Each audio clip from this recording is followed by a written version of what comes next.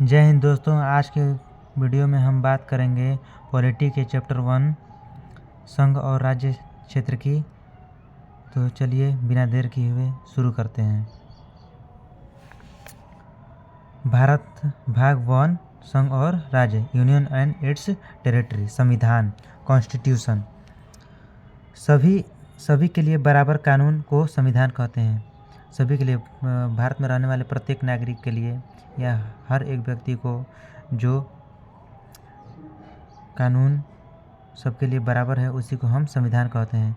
देश और राज्य का शासन कैसे चलेगा उसको चलाने के लिए जिस किताब को तैयार किया जाता है वह भारतीय संविधान, वह है भारतीय संविधान।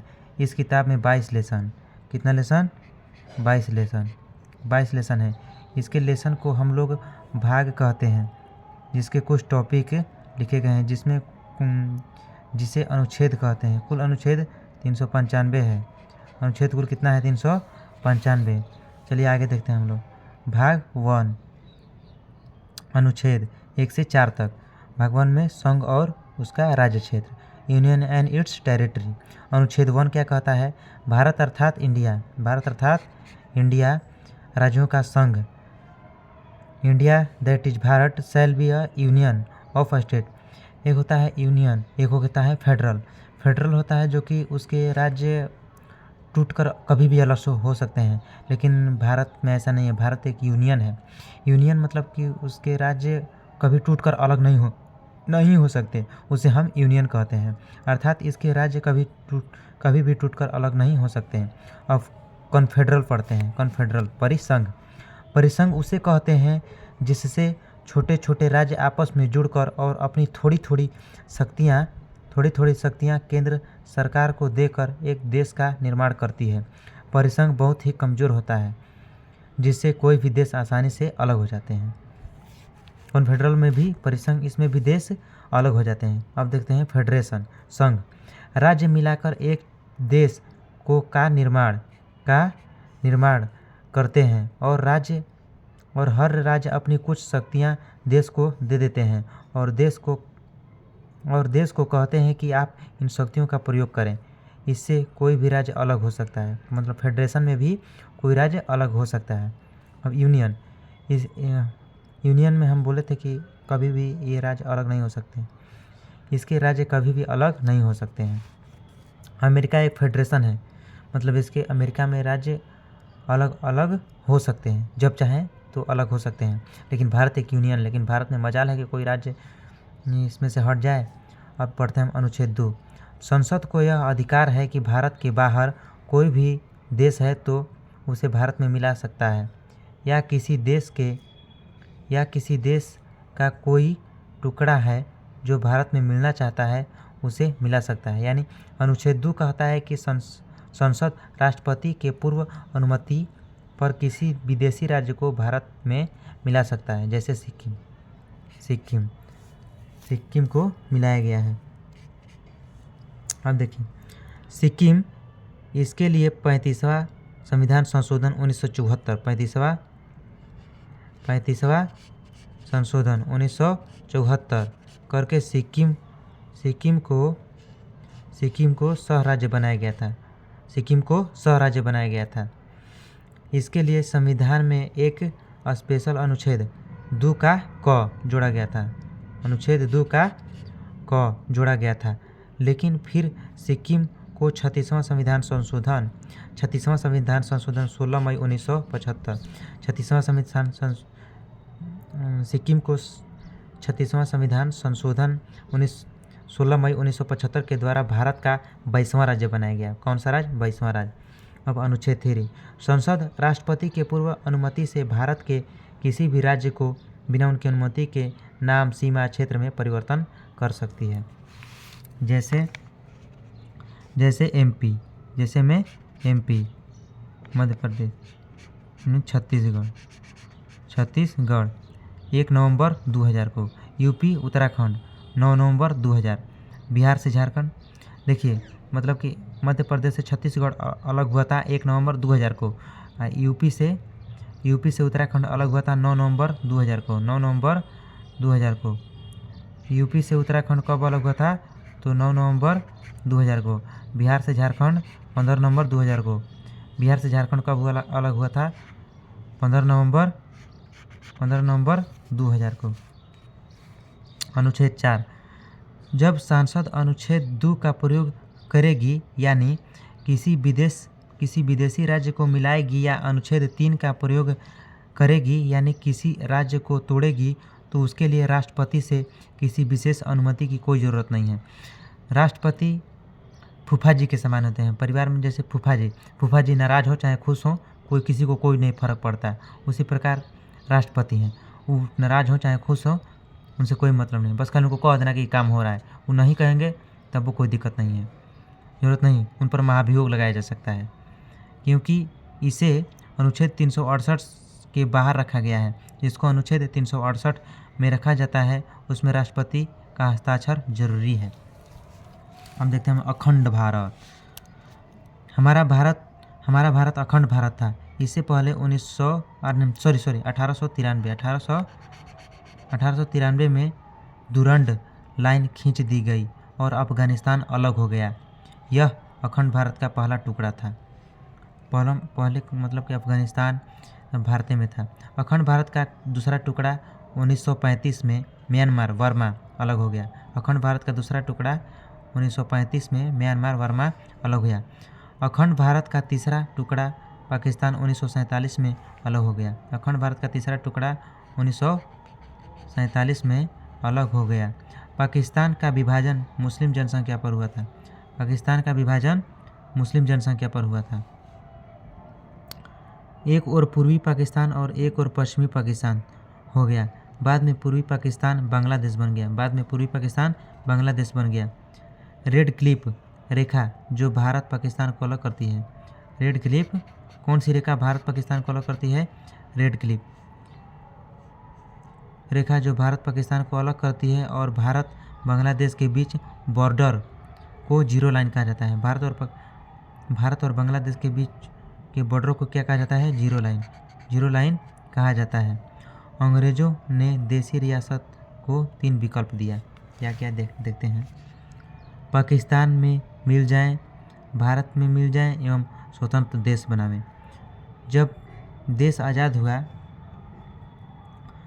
आज़ाद हुआ तो भारत में 552 से अधिक देशी रियासत प्रिंसली स्टेट थी। 552 देशी रियासतों को मिलाकर फेडरेशन बनाना संभव नहीं था, इसलिए सरदार पटेल को जिम्मेदारी दी गई थी, इसे मिलाकर यूनियन बनाइए, मतलब कि ये कभी अलग न हो। इस काम के लिए 3 लोग की महत्वपूर्ण भूमिका थी, सरदार पटेल, वीपी मेनन एवं लॉर्ड माउंटबेटन। इन लोगों ने सभी राज्यों को भारत में विलय करा दिया, किंतु 3 राज्य भारत में विलय के लिए तैयार नहीं थे।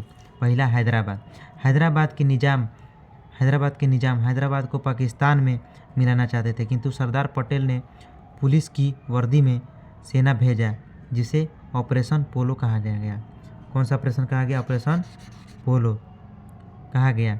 इसी के तहत हैदराबाद को 17 दिसंबर 1948 को भारत में मिला लिया गया। हैदराबाद को भारत में कब मिलाया गया? 17 दिसंबर 1948। आगे पढ़ते हैं। जूनागढ़ गुजरात का यह रियासत था जो पाकिस्तान में जाना चाहता था, किंतु सरदार पटेल ने इसे जनमत संग्रह कराकर रिफरेंडम उसे भारत में मिला लिया। रेफरेंडम कराकर। अब जम्मू कश्मीर, यहाँ की जनता मुस्लिम थी, लेकिन राजा हिंदू हरि सिंह डोगरा शासक थे। उन्होंने कहा कि हम न भारत में रहेंगे और न ही पाकिस्तान में रहेंगे, हम स्वतंत्र देश बनाएंगे। तब तक पाकिस्तान आतंकियों का घुसपैठ करा दिया। जब हरि सिंह को लगा कि अब हम नहीं बचेंगे तो हरि सिंह नेहरू के पास आए और सरदार पटेल से 26 अक्टूबर 1947 को विलय पत्र पर हस्ताक्षर कराकर भारत का अंग बना लिया गया। जम्मू कश्मीर को 26 अक्टूबर 1947 को हस्ताक्षर कराकर भारत में मिला लिया गया। इन सभी देशी रियासतों को मिलाकर एक भारत का निर्माण किया गया। भैया गाना मत बचावा हो, कॉपीराइट आ जाई। इन सभी देशी रियासतों को मिलाकर एक भारत का निर्माण किया गया। इस भारत को 4 राज्यों ABCD में बांटा गया। ए ब्रिटिश प्रोविंस, वह राज्य जहां अंग्रेज का शासन था। बी प्रिंसली स्टेट, वह राज्य जहां देशी रियासतों का शासन था। 9। सी कमिश्नरी, वह बड़े शहर जहां अंग्रेज केवल उस शहर पर कब्जा किए थे। 10। डी यूनियन टेरिटरी, केंद्र शासित प्रदेश। 1। एसके धर कमेटी, भाषाई आधार पर राज्यों के गठन के लिए सबसे पहला 1948 में एसके धर कमेटी, एसके धर आयोग का गठन किया गया, किंतु इसे भाषा के आधार पर राज्यों के गठन का विरोध किया। अब हम लोग देखते हैं JVP समिति। जवाहरलाल नेहरू, पताभी, सीतारमैया, सरदार पटेल। JVP समिति, इन्होंने भी भाषाई आधार पर राज्यों का गठन का विरोध किया। 1952 में तेलुगु भाषा के लिए अलग राज्य की मांग करते हुए पेट्टू श्री रामुलु भूख हड़ताल पर बैठ गया। पेट्टू ससुरा बड़ी ढीठ है। तो आगे देखते हैं क्या होता है इसका। पेट्टू श्री रामुलु भूख हड़ताल पर बैठ गया और 56 दिन के भूख हड़ताल के बाद इसकी मृत्यु हो गई। फलस्वरूप जनता का विरोध बढ़ गया। 1 अक्टूबर 1953 में मजबूर होकर तेलुगु भाषा के लिए अलग राज्य आंध्र प्रदेश को परिणाम स्वरूप गठन किया गया। अंततः यह भाषा के आधार पर गठित होने वाला पहला राज्य बना। भाषा के आधार पर गठित होने वाला पहला राज्य तो आंध्र प्रदेश। फजल अली आयोग, अब हम लोग पढ़ेंगे फजल अली आयोग। भाषाई आधार पर राज्यों को गठन के लिए 1953 में फजल अली आयोग का गठन किया गया। फजल अली आयोग का गठन कब किया गया? 1953। इसने अपनी रिपोर्ट 1956 में दिया और भाषाई आधार पर राज्यों को कानूनी मान्यता दे दिया। इस आयोग के फलस्वरूप 7वां संविधान संशोधन 1956 में पारित हुआ। इसके बाद ABCD को रद्द करके भाषाई आधार पर 14 राज्य तथा 6 केंद्र शासित प्रदेश बन गए। अब देखते हैं PEPSU, Patiala and east Punjab state union. Punjab राज्य का पुनर्गठन शाह आयोग के सिफारिश पर हुआ था। कौन आयोग के आयोग पर? शाह आयोग के सिफारिश पर हुआ था। पेप्सू 4 भाग में टूट गया। हिमालय हिमाचल प्रदेश, हिंदी हरियाणा, पंजाबी पंजाब, UT चंडीगढ़। इस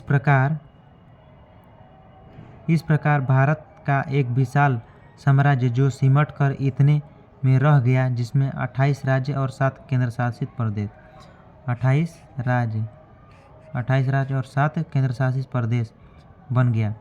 पहले केंद्र में 29 राज्य तथा 7 केंद्र शासित प्रदेश थे, लेकिन जम्मू कश्मीर से राज्य का दर्जा छीन लिया गया और 28 राज्य बच गए।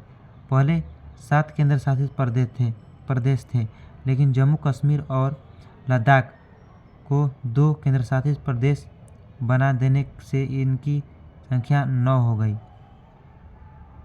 लेकिन एक डिसीजन लिया गया कि दादर नगर हवेली और दमन द्वीप 2 अलग केंद्र शासित प्रदेश हैं, इन्हें एक कर दादरा नगर हवेली कर दिया गया। अब वर्तमान में 28 राज्य और 8 केंद्र शासित प्रदेश 28 राज्य और 8 केंद्र शासित प्रदेश हैं। स्मरणीय तथ्य याद रखने वाली कौन कौन बातें हैं उसको देख लेते हैं। भाषाई आधार पर सर्वप्रथम 1 अक्टूबर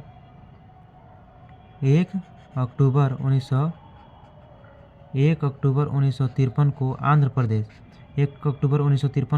आंध्र प्रदेश का गठन हुआ। राज्य पुनर्गठन अधिनियम 1956 के द्वारा भारत को 14 राज्यों और 6 केंद्र शासित प्रदेशों में बांटा गया। भारत के 26वें राज्य के रूप में 1 नवंबर 2000 को छत्तीसगढ़ का गठन हुआ।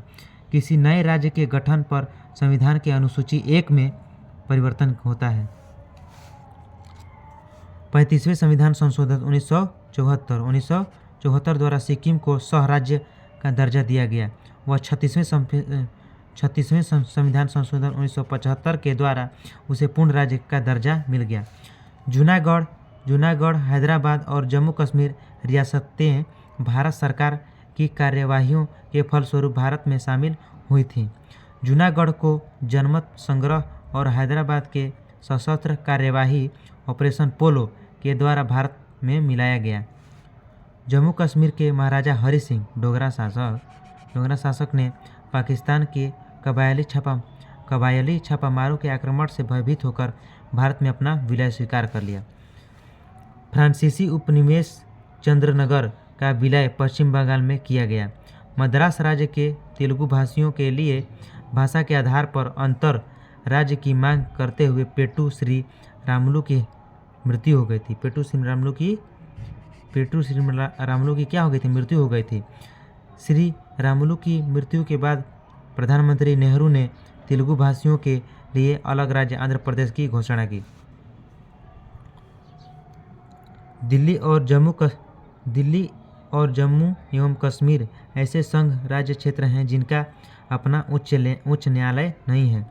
दिल्ली, पुदुचेरी और जम्मू एवं कश्मीर की विधानसभाएं राज्य सूची और समवर्ती सूची के अधिकांश सभी विषयों पर कानून बना सकती हैं, परंतु उनकी यह शक्ति पूरी तरह से संसदीय नियंत्रण में है। नेफा का अर्थ north east frontier agency. NEFA का अर्थ क्या है? नॉर्थ ईस्ट फ्रांसीसी एजेंसी। धन्यवाद। मिलते हैं अगली वीडियो में, तब तक के लिए जय हिंद।